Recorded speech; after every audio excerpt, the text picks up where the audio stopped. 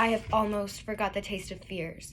The time has been my senses would have cooled to hear a night shriek in my fell of hair. Would at a dismal treatise rouse and stir, as life were in it. I have supped full with horrors. Direness, familiar to my slaughterous thoughts, cannot one start me. Wherefore was that cry? She should have died hereafter. There would have been a time for such a word. Tomorrow and tomorrow and tomorrow. Creeps in this petty pace from day to the last syllable of recorded time. And all our yesterdays have lighted fools the way to dusty death. Out, out, brief candle. Life's but a walking shadow, a poor player that struts and frets his hour upon the stage, and then is heard no more. It is a tale told by an idiot, full of sound and fury, signifying nothing. So the speaker of the soliloquy is Macbeth, who is also the tragic hero of the play Macbeth.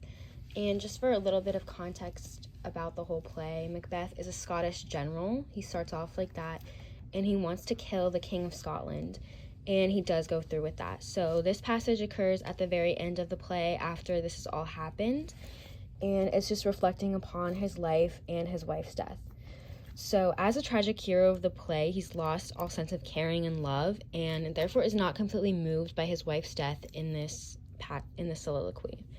So some phrases that establish him as a speaker are: I have almost forgot the taste of fears, I have supped full with horrors, familiar to my slaughterous thoughts.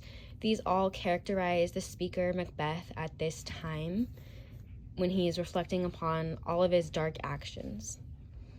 So the occasion is that he's reflecting on the death of his wife, but he has become too numb because of his own actions.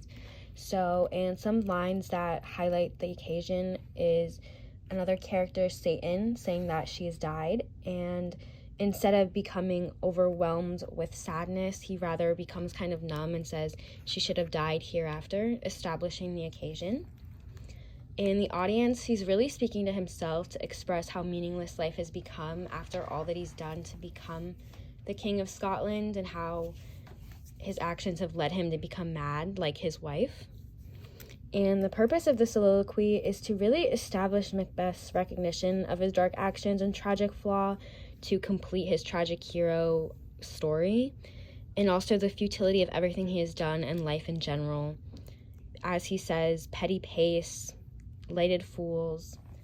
And then the subject of the play is that subject of the soliloquy is that ambition and greed can lead to great destruction and a meaningless, repetitive, and futile life.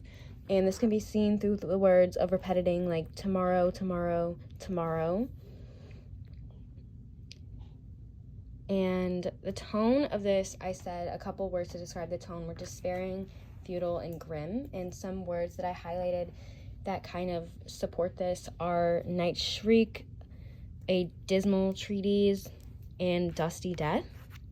And finally, the devices that Shakespeare uses to construct this passage and the tone are metaphor and repetition.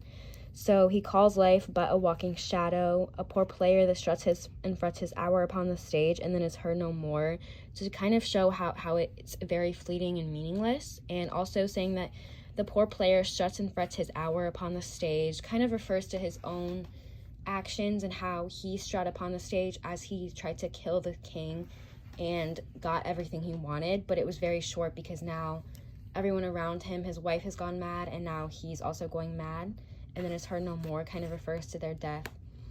And he also puts another metaphor of life, saying it is a tale told by an idiot, full of sound and fury, showing kind of like the madness that his life has come to because of his own actions, and showing once again how futile life is. And then another device is repetition, and he repeats tomorrow 3 times here to kind of like show once again how life is just dragging on, and how he's like empty of passion now and is just raving of his dark actions.